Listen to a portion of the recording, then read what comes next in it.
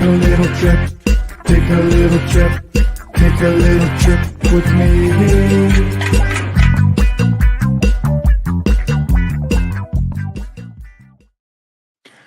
AI.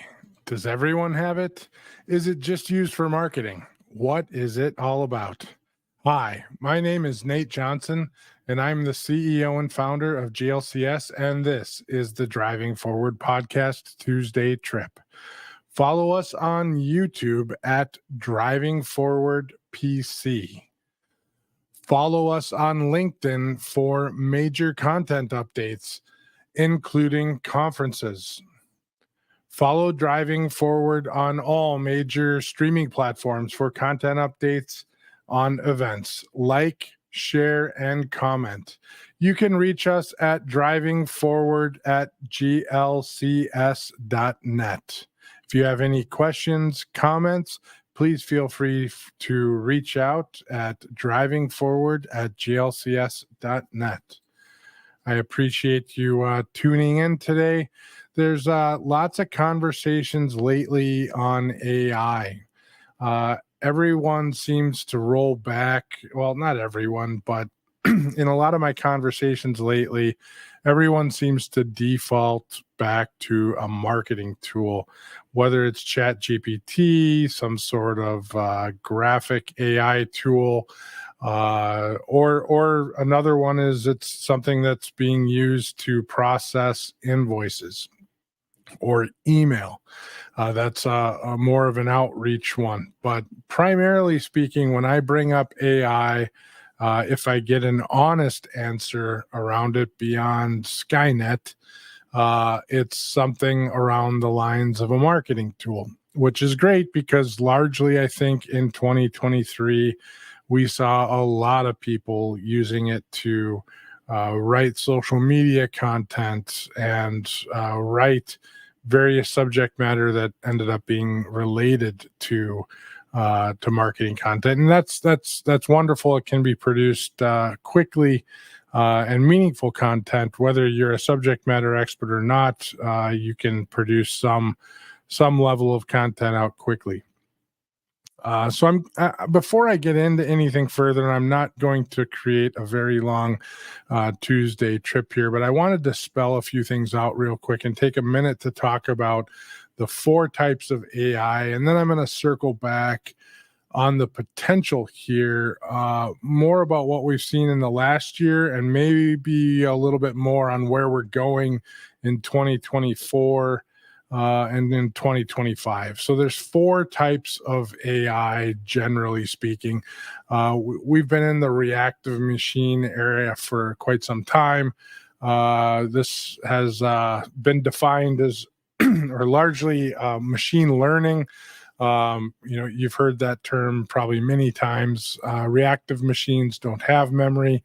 They're very task specific. They have an output that always, they have a task that always delivers the same output.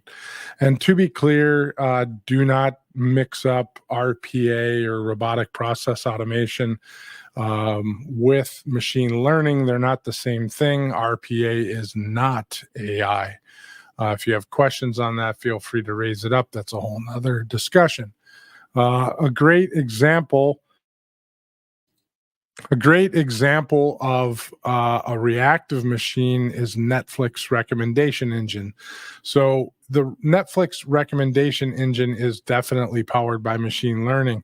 The more data you feed it, the more information it has, and it can get that data collected to provide you more meaningful recommendations based upon your viewing history. So that's a great example, I think, that you probably use on a regular basis in your life if you're a Netflix user.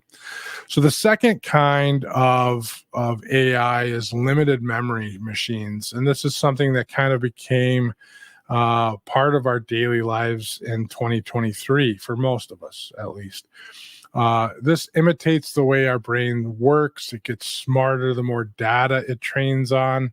It's a deep learning algorithm, an NLP or natural language processing. It has image recognition and other types of reinforcement learning. So a good example of this is a ChatGPT or your self-driving cars. Self-driving cars is probably a better example because there's lots of data sources coming into that.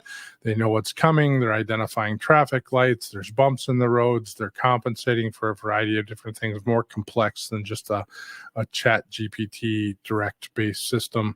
It's more of a contained unit. So the third type is theory of mind.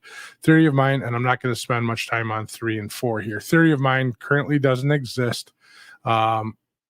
It can understand intentions and predict human behaviors as if it's going to simulate a human relationship. And number 4 is self-aware. And this currently doesn't exist either. Self-aware has a conscious and an understanding of its existence.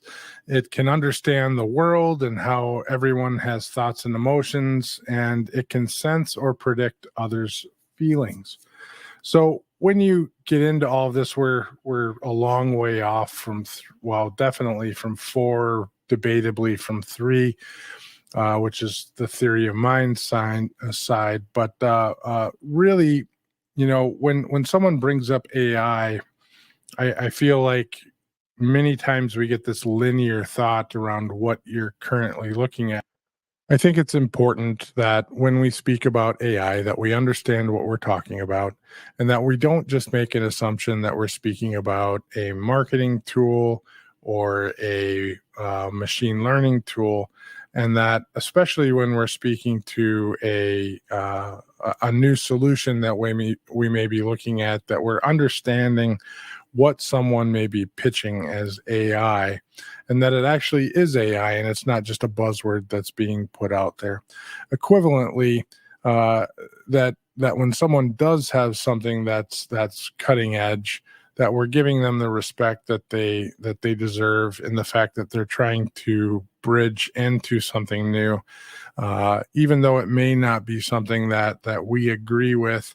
They're trying something different, and the only way we're going to learn how to use new tools is by trying something different. It doesn't mean you have to buy that tool, but you certainly can respect that someone's opening doors and trying new things. I've seen some amazing products out there. I don't necessarily agree with the application of them, but I think that there's some potential for those applications once they kind of work out their niche within the industry. And I'm excited about that. I think it'll be very interesting, and I can't even fathom necessarily where we're going to go next. I think it'll be a lot of fun to see where AI evolves into, especially these limited memory machines, the NLPs, and where they take us, and how they expedite some of our processes as we go on, how they enhance some of our office tasks and some of our repetitive tasks as we continue on. So excited to see where that takes us over time. With that being said, this week, Thursday, we have episode 5, season 2, episode 5 of the Driving Forward podcast. It's a GLCS panel.